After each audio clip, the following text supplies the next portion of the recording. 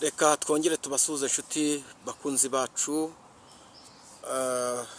tubashimira uburyo mudahwema kudukurikira uko bukeye nuko bwije kuri iyi YouTube channel yacu, tunyuzaho ubutumwa bwiza bwa Yesu Kristo.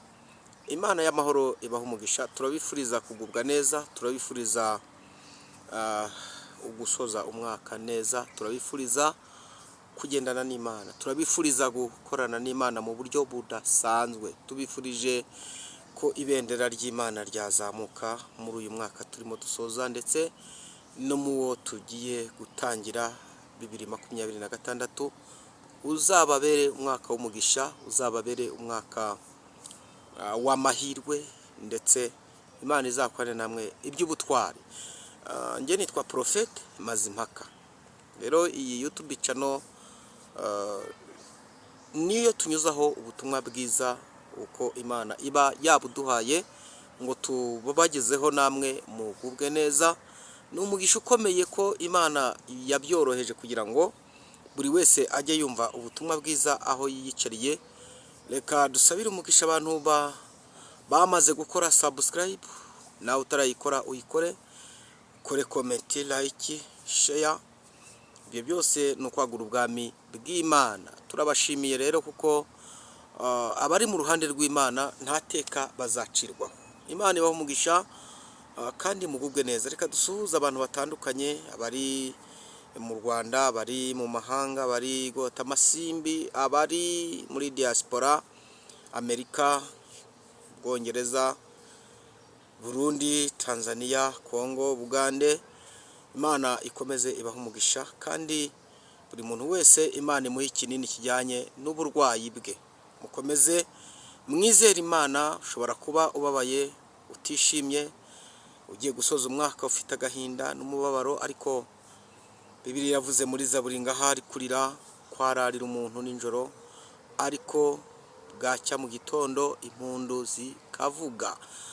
Tubifurije rero gukomeza kwihanganira mu mwami wacu Yesu Kristo. Abarwaye, abafite ibibazo bitandukanye, Imana ibakomereze amaboko. Reka dusenge hanyuma tubagezeho message Imana yaduhaye. Imana turagushimiye mu izina rya Yesu, Imana y'imbaraga nyinshi, Imana y'ubutware, Imana ivuga bikaba, itegeka bigakomera, ivuga ijambo rya nyuma ku buzima bw'umuntu, ifite urufunguzo rwa Dawidi mu biganza, ikinga ntihagire ukingura, yakingura ntihagire ukinga. Turagushimiye wawera we, ufashe buri muntu wese ugiye kumva iki kiganiro cyangwa se ubu butumwa. Ineza y'Imana igaragare ku babyeyi, ku bagabo, ku basore, ku bakobwa, ku bakecuru ndetse n'abasaza. Umuntu wese ahantu yicaye, ahahagaze, aharyamye, ahantu hose mu bikorwa bitandukanye, ndamusabira umugisha wo gusoza umwaka. Bibiliya iravuga ngo ni wowe Mana utanga ubwenge bw'imigenzereze. Imana rero ikomeze ibahe umugisha. Turayishimiye kuko iri mu ruhande rwacu nta mubisha, mu izina rya Yesu, amen. Hanyuma nko nababwiye, nitwa Prophet Mazimpaka Jeanne Pomse cyangwa se Birestaye. Imana ibagirire neza, turabifuriza ishya n'ihirwe. Bibiliya iravuze mu gitabo cy'Abacamanza 16 umurongo wa 22, haravuze ngo nubwo bari bamwogoshe umusatsi wo ku mutwe we wongera kumera. 16:22 ni igitabo cy'Abacamanza. Nubwo bari bamwogoshe umusatsi wo ku mutwe we wongera kumera. Imana impa iyi message, yarambwiye ngo wibuke intambara zose wanyuzemo kuva mu kwezi kwa mbere, cyangwa se igihe cyose uba umaze uri ku isi. Satani yaraguhize ntiyakubona. Warwanye intambara z'imiryango ziragusiga, warwanye urugamba rw'abaturanyi narwo ruragusiga, urwana intambara z'amasambu n'amazu, ibyo byaragusize. Bakujyanye mu manza, izo ngizo urazitsinda, ibindi biracyazurungutana, ntago birarangira nawe ntuzerezo ryabyo, ariko Uwiteka niwe ufite urufunguzo mu biganza bye, niwe ufite urufunguzo rw'ibizakubaho, niwe ufite urufunguzo ku buzima bwawe, niwe ufite urufunguzo ku bana bawe, niwe ufite urufunguzo ku mugabo wawe, niwe ufite urufunguzo ku mugore wawe, niwe ufite urufunguzo ku bikubaho byose, niwe ufite urufunguzo. Ni ku muririmbyi yari yavuze ngo ni Yesu ufite urufunguzo rw'ibizaba, nibyo bihora binezeza. Haleluya. Ni Yesu ufite urufunguzo ku buzima bwawe, ni Yesu ufite icyo azakora ku buzima bwawe. Ntabwo ubuzima bwawe buri mu miryango, ntabwo ubuzima bwawe buri muri bene wanyu, ntabwo ubuzima bwawe buri mu bana bawe, ntabwo ubuzima bwawe buri mu miryango myinshi, ntabwo ubuzima bwawe buri mu byo utunze. Ni Yesu wenyine ufite urufunguzo rw'ibizaba ku buzima bwawe. Imana itugirire neza. Rega mbibutse, iyo wujuje ibyo usabwa uhabwa ibyo usaba. Iyo uzi icyo ushaka ntabwo ufata icyo ubonye. Iyi saha iyi murayibona, iyi ngiyi, iyi murayibona. Urushinge hari igihe isaha ipfa igakwama, ariko aho urushinge rwakwamiye hari igihe kijya kigera aho urushinge rwakwamiye warebaho ukabona iri ku gihe, kandi abantu bari bazi ko yapfuye.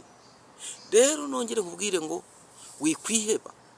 Imana yambwiye ngo hari abantu batangiye umwaka ari abakristo bakaba bagiye kuwusoza ari abapagani. Ndayibaza ntese kubera iki Uwiteka? Imana irambwira ngo abantu Imana yabahaye amahirwe bayapfusha ubusa.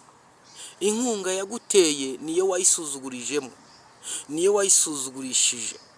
Ariko nabwiwe n'Imana ngo haracyari ibyiringiro yuko igiti cyatemwe cyakongera gushibuka, kandi Imana iracyagufitiye amahirwe. Imana iracyagufitiye ubuzima, Imana iracyagufitiye kubaho, Imana iracyagufitiye imibereho abantu badatekereza, abantu bataniyumvisha, kuko mu biganza by'Uwiteka harimo byose.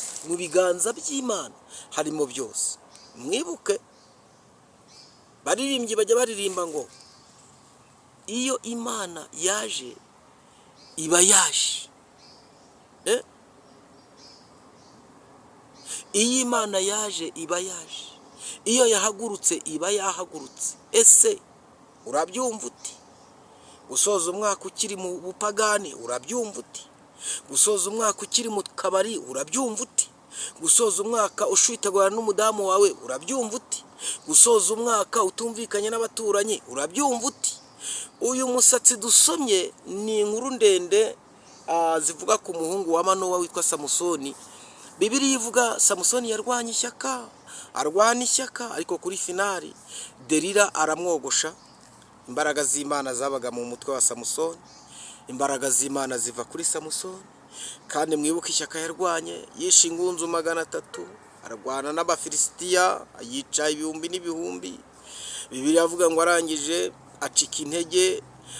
Icyo twakwita intwaro yakoreshaga arwo rwasaya rw'indogobe, Bibiliya ivuga ngo ararujugunya. Amaze kurujugunya, ikintu yakoze ngo yahise agumwuma. Iyo watakaje imbaraga z'Imana ugumwuma.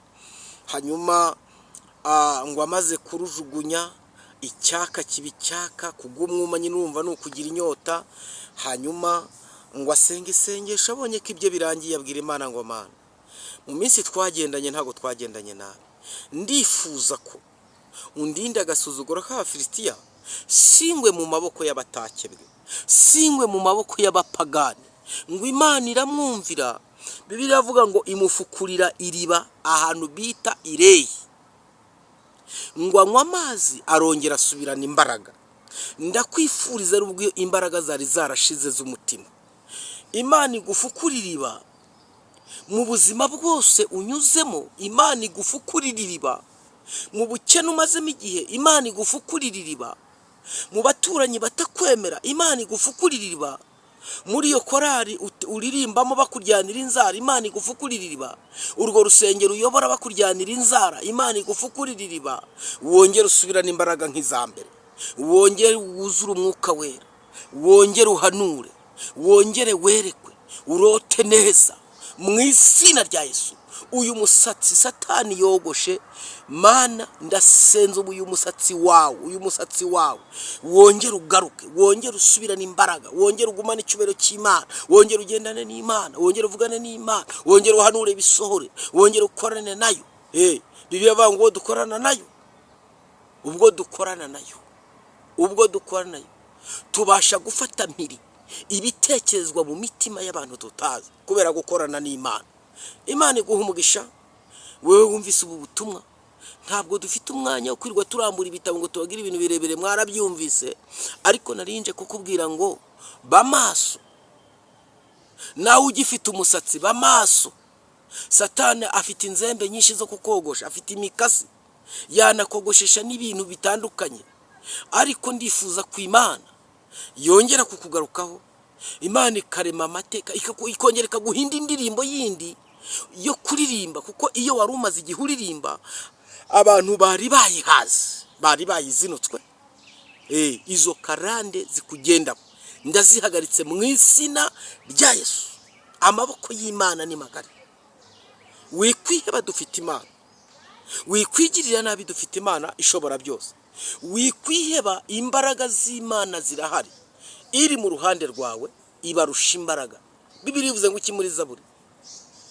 Umuraba w'inyanja ukomeye, amajwi y'amazi menshi, Uwiteka uri hejuru abirusha imbaraga, abirusha power, abirusha igitinyiro, abirusha byose. Uwiteka uri hejuru abirusha imbaraga. Imana ikugirire neza. Ndagira ngo dusengane ku byifuzo bitandukanye ufite, ndagira ngo tuganire ku byifuzo bitandukanye ufite. Uhamagare kuri 078 59 83 609. Hari igihe n'umuntu aba yifitiye icyifuzo gitandukanye, ayumva atabigira rusange, uce mu gikaro umpamagare, umbwira uti iki cyarambangamiye n'iki kirambangamira, kandi sinshaka gusoza umwaka iki kintu nk'igifite muri njyewe. Ubwiza Imana ukuri, Imana yiteguye kukugirira neza. Ubwiza Imana ukuri, Imana yiteguye kugutabara. Imana ikugirire neza. N'ubundi niwe widindije kugira ngo wogoshwe, wabigizemo uruhare. Msoze mbabwira ngo gusenga haba ibintu bitatu.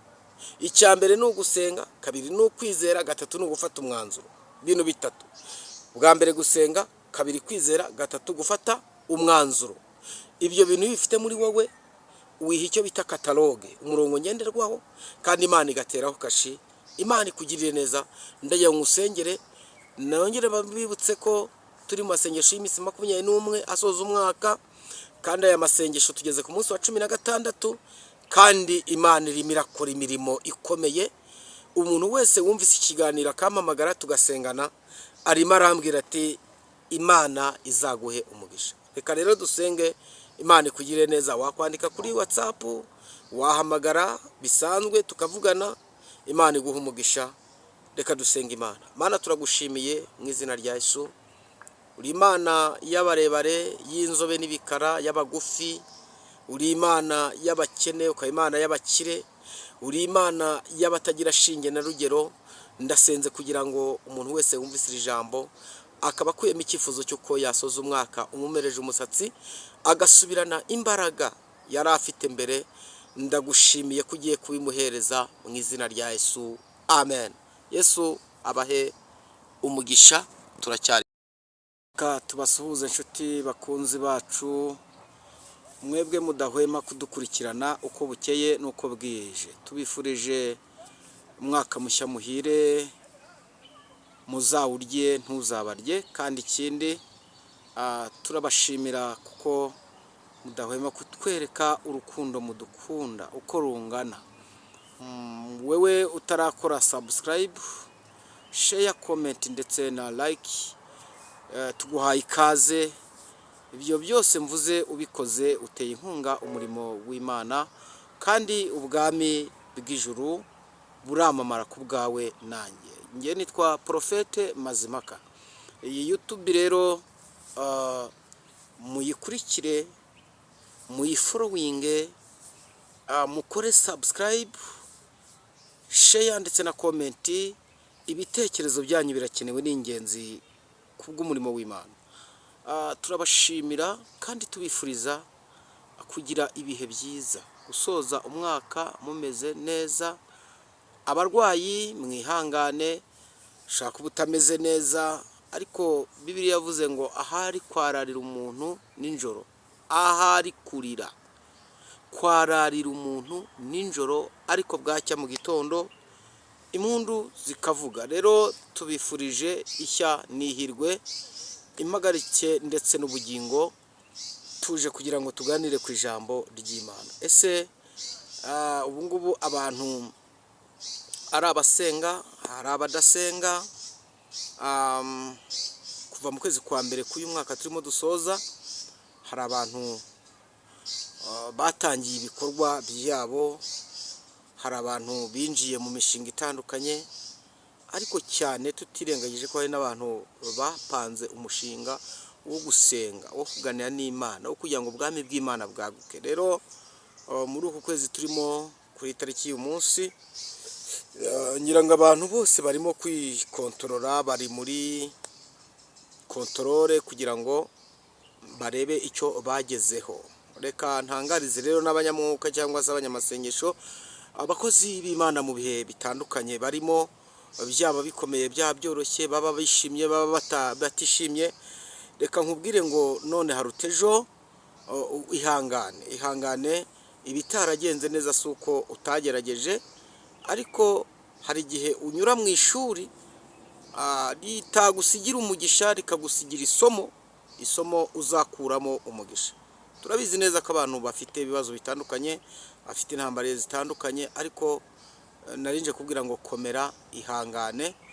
Daniel yaravuze ngo abantu bazi Imana yabo bazakomera, nibamara gukomera bakore iby'ubutwari. Reka dusenge Imana, hanyuma tuganire ku bintu bitandukanye, ijambo ry'Imana se, ubutumwa, message Imana iba yaduhaye, kugira ngo nyikugezeho wowe, waba uri mu Rwanda, waba uri igota amasimbi, hakurya y'amazi magari, muri diaspora, muri Amerika, muri Afurika, ndetse by'umwihariko n'aba hano mu mujyi wa Kigali. Imana ibaha umugisha muri utu turere dutatu, Kicukiro, Nyarugenge ndetse na Gasabo. Imana nibagirire neza. Reka dushimire Imana. Mana turagushimiye mu izina rya Yesu. Dawidi yaravuze ngo ijambo ryawe ni itabaza rimurikira ibirenge n'aho hari umwijima hakabona. Tugushimiye ko abanye natwe kuva mu kwa mbere gushyika kuri itariki y'ukwezi kwa 12. Turimo dusoza umwaka, ntabwo ari imbaraga zacu, si ubutunzi, si amashuri, si imbaraga, si imiryango, ntabwo ari ibyo dutunze, ahubwo ni ubushake bwawe. Harimo abari mu bitaro, Mana turabihanganishe kugira ngo bakomere, harimo abagize ibyago, turabihanganishe kugira ngo bakomere, imbaraga zawe zikomeze kubagaragaraho. Turagushimiye rero kuri mu ruhande rwacu, komeza ufashe buri muntu wese uteze amatwi iyi nyigisho cyangwa se ubu butumwa, kandi turifuza ko buri muntu wese yasoza umwaka amaze gufata umwanzuro. Batarakizwa turabasengeye kugira ngo bahe agakiza, abarwayi turabasengeye kugira ngo bakize, abafite amadeni turabasengeye kugira ngo ubishyurire. Ni wowe nyiri inama no kumenya gutunganye, ni wowe muhanga, ni wowe mushumba mwiza utaragirira ibihembo, kandi icyo tugushimira Mwami, izuragiye ntabwo zizimira. Urakoze kuko uri mu ruhande rwacu, ukomeze udufashe muri byose mu izina rya Yesu, amen. Reka tubongere tubasuhuze nanone, mugire amahoro y'Imana. Uyu munsi nakuzaniye message iteye itya. Imana yabwiye Kuro, iramuhamagara mu izina, iramubwira ngo yewe Kuro we, nzakujya imbere ahataringaniye mparinganize. Iramubwira ngo inzugi z'imiringa n'ibihindizo by'ibyuma bimwe nzabimenagura, ibindi mbicemo kabiri. Ntabwo nje kukubwira ngo mu rugendo nta rugamba rurimo, urugamba rurimo, intambara zirimo, ibibazo birimo, ibigeragezo birimo. Ni ukuri nje nkubwira ngo komera. Ela taya Simone fo, komera, hagarara kigabo, hagarara kigabo, ukomere. Iyo urugamba rukomeye ruba rugiye kurangira. Imana ikugirire neza. Imana yabwiye Kuro, nzakujya imbere ahataringaniye mparinganize, inzugi z'imiringa n'ibihindizo by'ibyuma bimwe nzabimenagura, ibindi mbicemo kabiri. Hari ibintu byitambitse imbere yawe, hari intambara ziri imbere yawe, hari urugamba ruri imbere yawe, hari ibigeragezo biri imbere yawe. Ndifuza ko uyu mwaka nawe wicara hasi ukareba ibitaragenze neza mu isi y'umwuka, ukabwira Imana ngo Mana, ndifuza ko wandwanira intambara. Turi mu masengesho y'iminsi 21, narabibabwiye. Uyu ni umunsi wa 16 turimo dusatira wa 17. Ndifuza ko Imana dusenga nawe ijya imbere yawe, ugasoza umwaka iri imbere yawe, iringaniza ibintu bitari biringaniye. Imana yuzuze ibicagase, ibintu byanze kuzura wewe wakoze bikanga. Imana ibyikorere, Imana iguhe icyo bita kataloge, umurongo ngenderwaho. Imana nigufashe kugira ngo imigambi y'abadayimoni itazahama ku buzima bwawe. Muri imbyere biravuga ngo murinzi we menyesha igihe iwacu se ni muhero, ati ijoro ryijimye cyane buracyaha nyuma. Aleluya, Imana ishimwe. Menya icyo bita igihe. Iyi Imana yakugiye imbere, ibintu byose bigenda neza. Twagiye tuyoborwa n'abantu, tugiye tuyoborwa n'amarangamutima yabo, twagiye duhura n'abantu batandukanye, ariko nje kukubwira ngo muri uyu mwaka turimo dusoza, inshuti yose itari y'umumaro zibukira. Inshuti yose yo kukubabaza, yo kugutera agahinda, kandi ukabona nta n'ukwigarura ifite ngo yemere amakosa, rekera aho ngaho. Ugendane n'abagenda, ukorane n'abakora, uvugane n'abavuga, wumve nabo ushaka kumva, urebwe n'abashaka kukureba. Ariko nje kukubwira ngo uyu mwaka ugiye gusoza, niba utagusigiye inyungu, ugusigiye isomo uzakuramo inyungu. Nongere nsubiremo, uyu mwaka uri musoza, niba utagusigiye inyungu, ugusigiye isomo uzakuramo inyungu. Ikindi, ntukangwe n'ibikwasamiye, ntukangwe n'intambara urwana, ntukangwe n'ibigeragezo ufite, ntukangwe, kuko iri mu ruhande rwawe ni Imana itabeshye. Yego uri umunyabyaha nk'uko abantu babivuga, ariko abantu bamenya aho wacumuriye, ariko ntago bamenya aho waturiye. Imana rero ni umubyeyi w'imbabazi, ni umutunzi w'imbabazi nyinshi. Iteze ibiganza, yiteguye kukugirira neza, yiteguye gucecekesha ayo magambo yabaye ruharwa, yiteguye gukora ibintu bikomeye. Imana ishaka kurema amateka mashya ku buzima bwawe.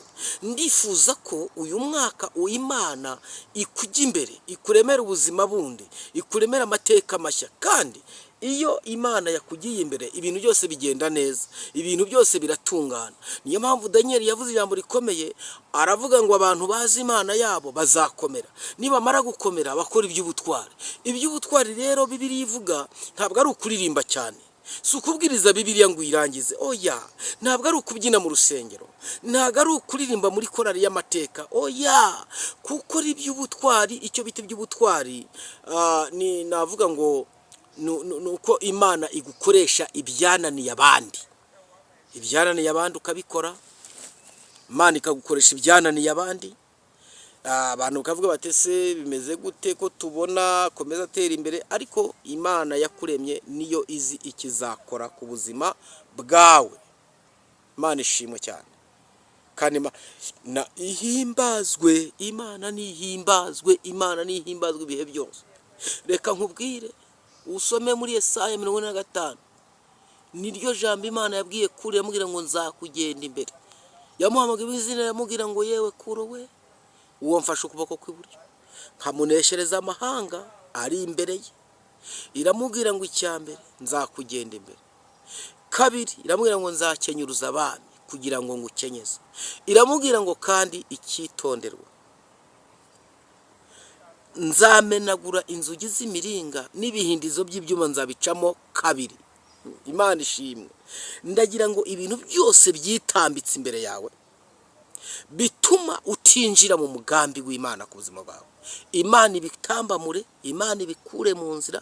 Niba ari agakizi kaguhe, niba ari umugisha uguhe, niba ari ikireme, ariko ndagusabye kugira ngo ineza y'Imana ikugaragareho.